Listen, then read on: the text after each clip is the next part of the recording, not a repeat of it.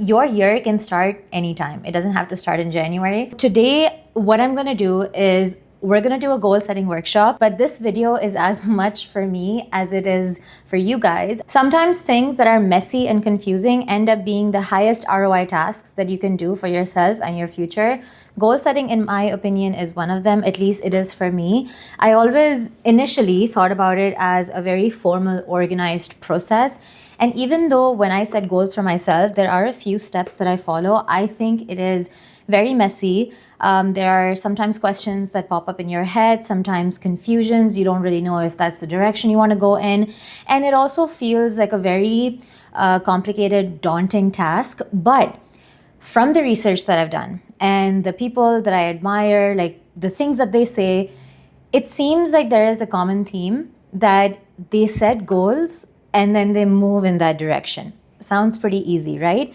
But you'll be surprised that a lot of people never really know what they truly want, because to figure that out, you have to spend some time thinking about it. So today, what I'm gonna do is we're gonna do a goal setting workshop, but this video is as much for me as it is for you guys. I really want you to grab a piece of paper and pen or your iPad, whiteboard, whatever works for you. According to research, people who write down their goals are 42% more likely to achieve them. So how this video is gonna work is we'll go through a few steps, and you can pause the video after every step to write down your goals. We're going to think about just general ideas, do a brain dump, and then narrow it down to yearly goals, and then bring that down to quarterly goals. And the quarterly goals are going to be the goals that we will try to move towards, and figure out what actions we have to take to achieve those goals. Because even though we think about our life in years, our brain cannot really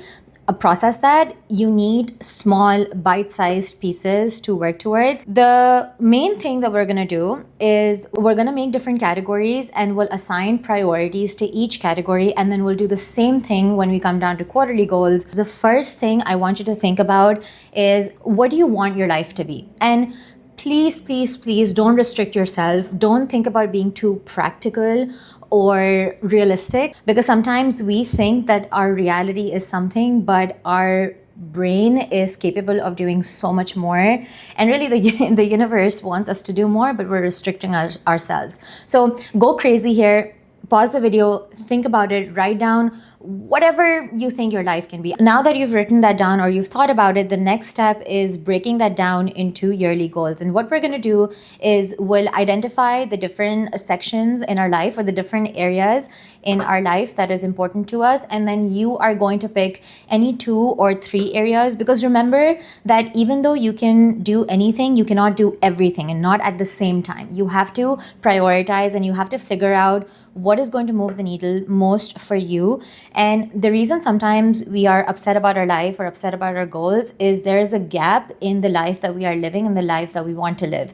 And the more you reduce that gap, the happier you're going to feel. So these are some of the areas of my life that I came up with 2 years ago, and there are some that I have been thinking about right now. I've mixed them together because I do want to touch upon what I did before. If this part was difficult for you, know that it is time to start thinking about your life more intentionally. I've heard a lot of people complain about the fact that they don't think that they have control over their life, and they're just living day by day, and things are going so fast, time is moving so fast, and they sometimes feel that they have no control whatsoever.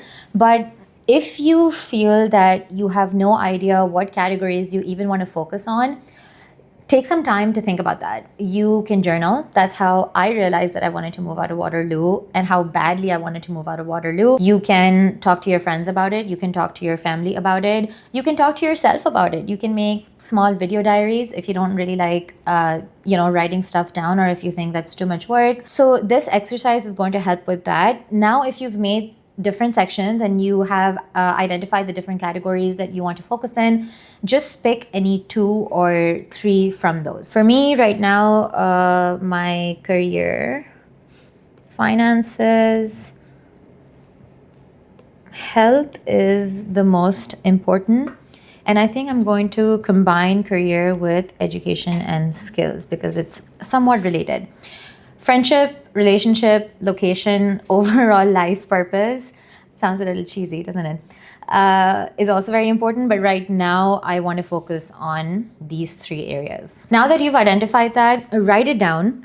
Make another section that says yearly goals and write down the areas that you've identified. So for me, it's career and education, finances, and health. Okay, so now is the time to dump 5-year plans. For me, I think that it just stops me or hinders me from being flexible. If there are opportunities that come by, I want to be able to grab them rather than think about, oh, 5 years down the road, I want to be doing this, and can I do this or can I not do this? That's just, it's too serious. And yearly plans really help narrow it down, and it helps with making action steps for quarterly plans. So the way I'm going to think about it, you can do whatever you want, but I just want to give you an idea about how different people think. All right, so I jot down my yearly goals. I just want to focus on 3 sections, which is career, education, finances, and health. Under career education, I really want to go back into my finance life. I think I maybe enjoy that more. I'm good at it, and I want to explore that more. So I did talk to my manager about taking financial modeling courses again. I have done financial modeling in the past, but I've been out of practice. So I think that would move me in the direction that I want to move in. I was also thinking about doing an MBA, but I haven't decided yet. And I have done some work in the venture space. I did an apprenticeship where I was talking to different founders and trying to connect them with investors, and it was a lot of fun. And this data science fellowship that I did, after which I was a data science TA for that same company for some courses that they had. We had our capstone project in the venture space, gender bias in the venture capital space, and that was a very fun project. So I think since then I have been thinking about it, but I haven't been working towards it. So maybe this year I want to focus on that a little bit more. And by this year, your year can start anytime. It doesn't have to start in January. Now is a very good time actually, because this is the last quarter. So you can just start working on your goals and dive right in once the new year starts, if you are somebody who wants to go January to January.